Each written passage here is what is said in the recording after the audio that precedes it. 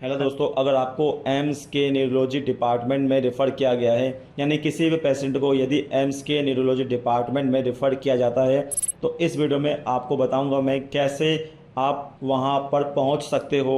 दिल्ली में कौन से लोकेशन पे हैं, उसके बाद उसके अंदर कौन से ओपीडी काउंटर पे आपको लाइन लगानी है, उसके अलावा डॉक्टर से कंसल्टेशन कब होना है, कितने बजे होता है, और साथ में यदि डॉक्टर कोई जांच के लिए बोलते हैं तो वो जांच कहाँ पे होगी, कौन से काउंटर पे होगी, कितने बजे होती है, और यदि कोई दवाई आपको एम्स के अंदर लेनी है जो कि फ्री में मिलती है तो वो आप कैसे ले सकते हो। इसके अलावा और भी कुछ इंपॉर्टेंट चीज जो मैं इस वीडियो में आपके साथ में शेयर करूंगा वो आपको जानना चाहिए। तो चलो वीडियो को शुरू करते हैं। वीडियो शुरू करने से पहले मैं आपको बोल दूं, अगर इस वीडियो में मैं न्यूरोलॉजी या न्यूरो सर्जरी बोलता हूं तो थोड़ा कंफ्यूज मत होना, दोनों ही लगभग सिमिलर है और दोनों की डिपार्टमेंट भी सिमिलर जगह ही है, तो इसमें आप कंफ्यूज बिल्कुल मत होइए। सबसे पहले जानते हैं एम्स के इस रेड बिल्डिंग तक पहुंचना कैसे है। आप यहाँ पे बस के थ्रू जाओगे तो नियरेस्ट बस स्टॉप है वो है एम्स, गेट नंबर 2 से वहां से एंट्री ले सकते हो। अगर मेट्रो से आओगे तो आपको ध्यान देना है, येलो लाइन मेट्रो स्टेशन का नाम है एम्स और गेट नंबर 1 से आपको उतरना है।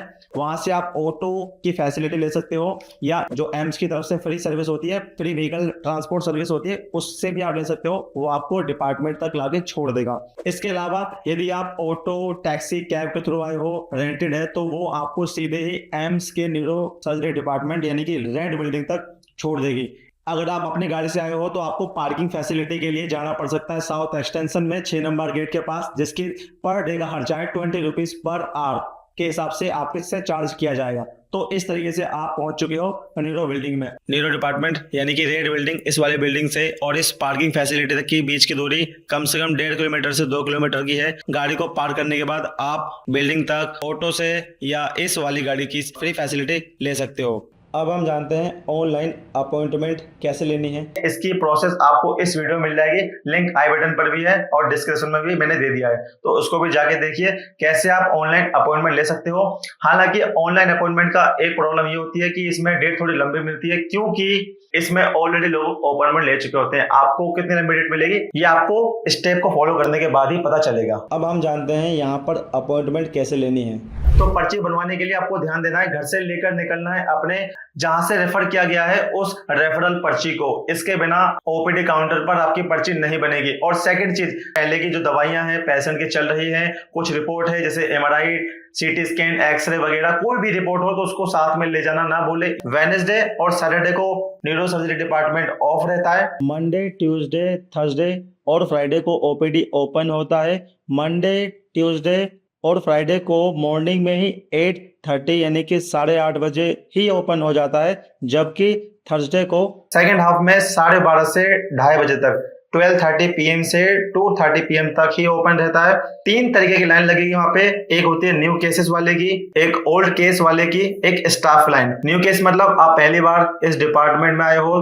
ओल्ड केस मतलब आप पहले ऑलरेडी आ चुके हो, अब आप सेकेंड टाइम डॉक्टर से मिलने आए हो। स्टाफ लाइन यानी कि स्टाफ के बंदे हो आप। मंडे, ट्यूसडे, फ्राइडे ओपन होता है ये लाइन। इसकी टाइमिंग आपको यहाँ स्क्रीन पर देखने को मिल जाएगी। थोड़ी सी तकलीफ उठानी पड़ सकती है आपको, क्योंकि ये बहुत पॉपुलर हॉस्पिटल है, इसलिए लोग यहाँ पर पहले से आके लाइन लगा लेते हैं। रात रात भर लोग यहाँ पे आकर काउंटर के बाहर लाइन लपे सो जाते हैं, लाइन लगा लेते हैं और तकलीफ उठाते हैं। तो इसलिए आप एम्स डिपार्टमेंट में जितनी जल्दी आओगे उतना आपके लिए बेनिफिट होगा। सुबह 8:30 बजे मंडे, ट्यूसडे, फ्राइडे को ओपन होता है काउंटर। लाइन में लगने के बाद जब आपका नंबर आएगा तो वो आपसे रेफरल पर्ची मांगेगा।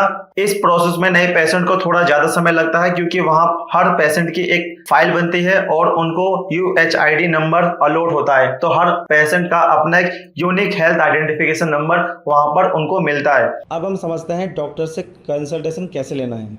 डॉक्टर के रूम नंबर के सामने वहां पर आपकी फाइल गार्ड लेकर जमा कर लेगा और आपको वेटिंग एरिया में आपको खड़ा कर होना होगा पेशेंट के साथ में। यदि आप पेशेंट हो तो आपको वेटिंग एरिया में बैठना है। अगर पेशेंट की कंडीशन ज़्यादा खराब है तो व्हील चेयर की फैसिलिटी आप ले सकते हो। कंडीशन थोड़ी ठीक है तो वहां पर मैक्सिमम से मैक्सिमम एक बंदे ही खड़े रहें, क्योंकि ज़्यादा भीड़ होने से प्रॉब्लम गार्ड को भी होती है और आपको भी होगी और डॉक्टर को भी होगी।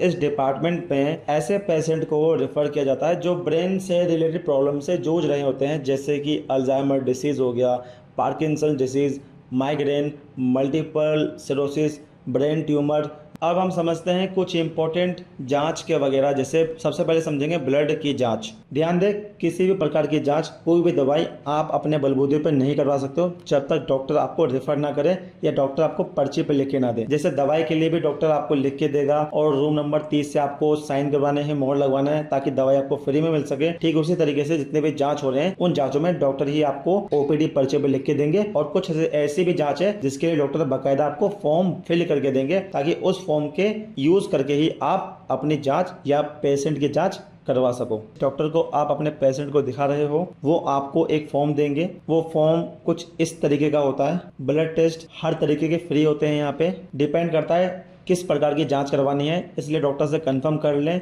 कि ये फास्टिंग टेस्ट है या नहीं। अगर फास्टिंग वाला हुआ तो इसके लिए आपको भूखे पेट ही आना होगा।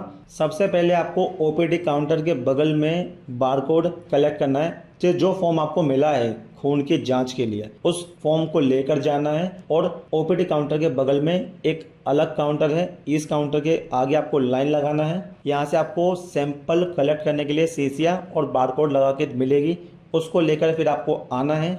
आपको काउंटर नंबर 3 के आगे फिर लाइन लगानी है। यहाँ पर पेशेंट का ब्लड कलेक्ट किया जाएगा। इन दोनों की टाइमिंग की बात करूँ तो सुबह 8:30 बजे ओपन हो जाती है और शाम को 5 बजे बंद होती है। ये टाइमिंग मंडे टू फ्राइडे की है। सैटरडे को सुबह 8:30 से लेकर दोपहर 12:30 तक का टाइम होता है। किसी किसी दिन लाइन लंबी लगती है। ध्यान रखें कि सुबह जल्दी आएं। रिपोर्ट आपको यहाँ पे नहीं मिलती है, इसके लिए या तो आप इस वाले वेबसाइट पर जाकर ऑनलाइन रिपोर्ट निकाल लें और ये रिपोर्ट ऑटोमेटिकली आपके पेशेंट की जो फाइल बनती है एम्स के अंदर उसमें ऑटोमेटिकली ये लोग अटैच कर देते हैं। आपको खुद अगर निकालना है तो आप इस वाली वेबसाइट के जो लिंक है डिस्प्ले पे शो हो रहा है, इस पर जाकर आप रिपोर्ट को डाउनलोड कर सकते हो। रिपोर्ट को कलेक्ट करने के लिए कम से कम 2 से 3 दिन का वेट करना है, उसके बाद ही रिपोर्ट को लेना है या रिपोर्ट डाउनलोड कर पाओ। कुछ इंपॉर्टेंट बातें ध्यान रखें। खाने पीने के बारे में डॉक्टर से पूछ लें कि खा पीकर टेस्ट करवाएं या भूखे पेट टेस्ट करवाएं। और दूसरा, कोई भी जांच हो उसमें आपको पेशेंट को अपने साथ में रखना है, पेशेंट को हॉस्पिटल जरूर लेके आना है। तीसरी चीजें